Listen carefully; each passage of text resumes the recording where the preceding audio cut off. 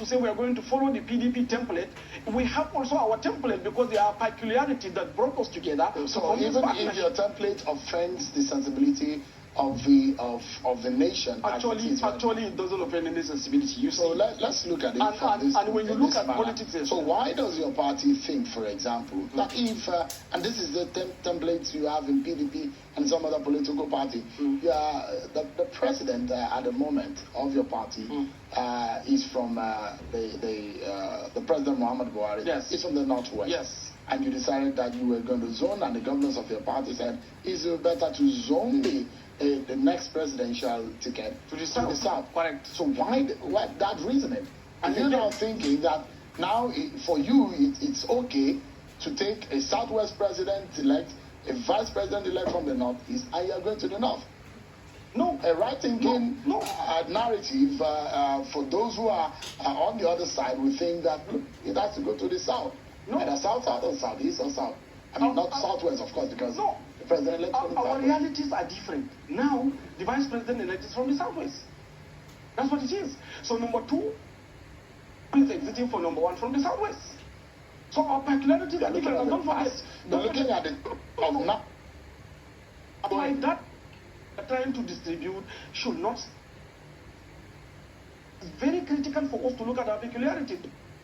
We have number 2 as the vice president. We still have number from same state as the Speaker of House of Representatives. Why? Because of our abilities. Because when you come to national of some of the strain that the election has cost the unity of this country. Of course, I'm very, very much aware. Ethnic and religious. Yeah, very, very much aware. So you are very strong. You are defending and debating that the number 3, after you have a Northeast vice president-elect, that the Senate president should go to the the Northwest. Yes. Now the question is that so the 2 men that we understand and know confirmed now are both Muslims. Yes. Would you also say that the Senate president, the number 3, should be a Muslim too? You see, when you try to bring politics of religion into the National Assembly, you are not going to get it right. This is zonal issue. The Northwest brought 2.7 million votes for us to come back to power. We need to understand this. And the Northwest decided to throw their man away, who is Atiku Abubakar, in honor of promise and in honor of partnership. And this is the consequence of partnership. And the partnership produced this outcome. So a situation whereby we are going into National Assembly politics, we should pay attention to the zones as opposed to talking about religion. It is the zone that produced the highest amount of votes. Now we need to compensate. You can't carry the Senate presidency and give to the zone that gave you 1.5% of the total vote that produced as against the zone that gave you 30% of the total vote, which is the Northwest. So these are just peculiarities, these are numbers. They might be unfair to some people, but they are our realities. They are the reflection of our realities. They are what we are going to hold on to of your own party. Election. Of your own party. Yes. And your party is a party Nigeria. Of course. And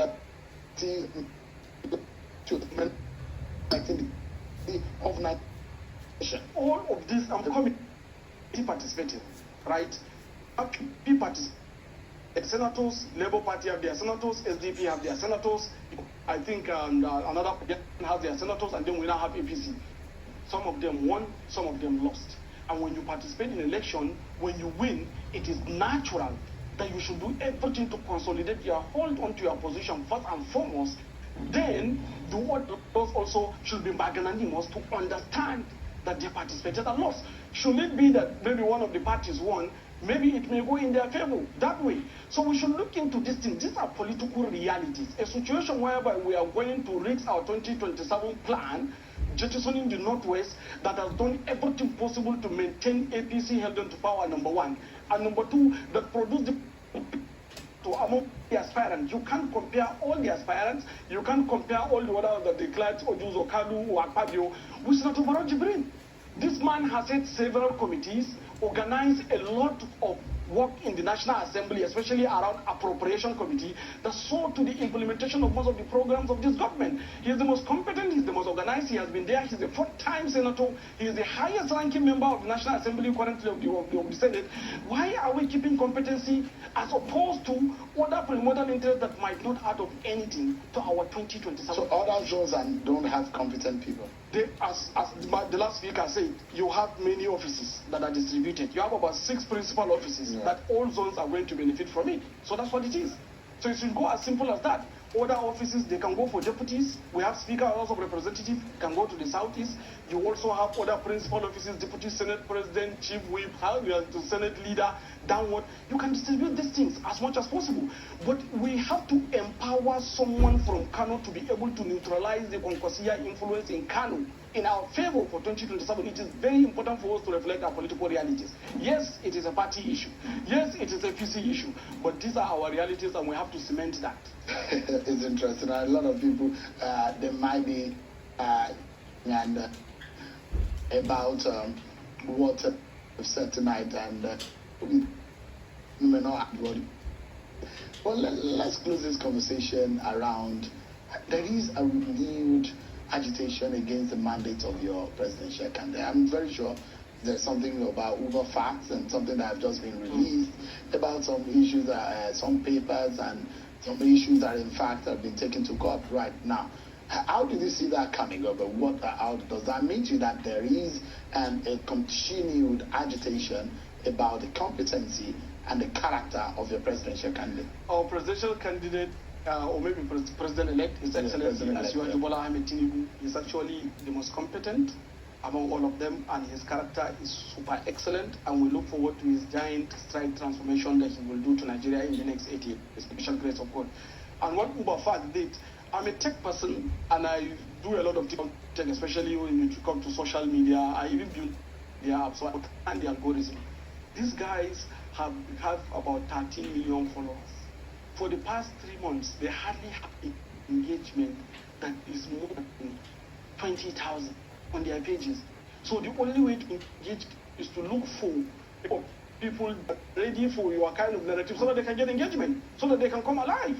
So they decided to reincarnate a dead case, a stale case, target Nigerian audience so that they can get the retweets, the likes, and the audience they have. As at the time I'm coming here, they have about 12 million views. Success for them. And in fact, it's not even enough. They have to run another clarification just to sustain the engagement and come alive. So don't to be able to engagement. That's all. Very. I wouldn't like you to call anybody dumb, even if you don't agree with their perspective to things. And there's been a whole lot of these clash that we have seen over time for those who feel that maybe the mandate was legitimate and they've gone to court to challenge it. And so I asked a question the other day to someone else, and I probably will ask you also.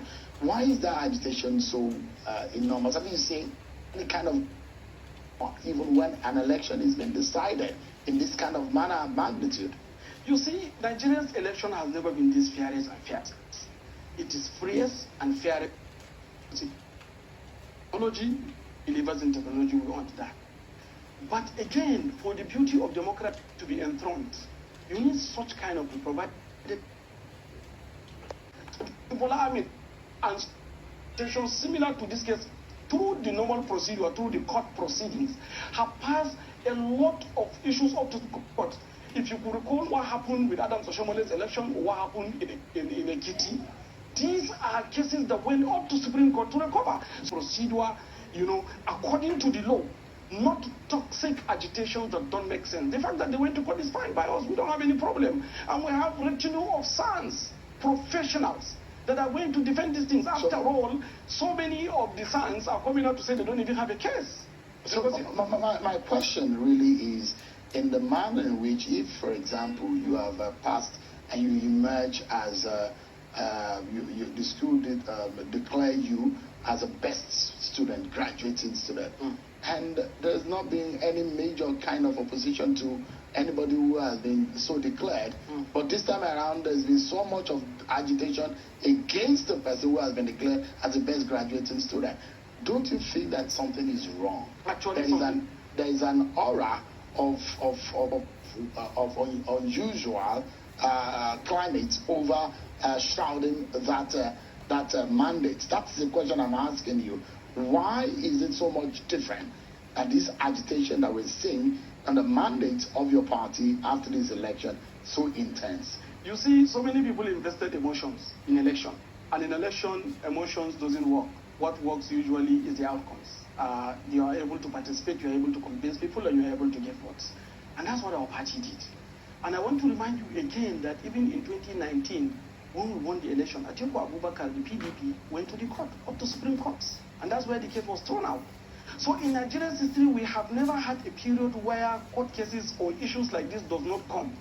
The toxicity as a result of the emotional investment done by some people is what is affecting the polity that we think it is wrong. But the legal proceedings they are undertaking is okay. Me, I advise them to withdraw because they don't have a case.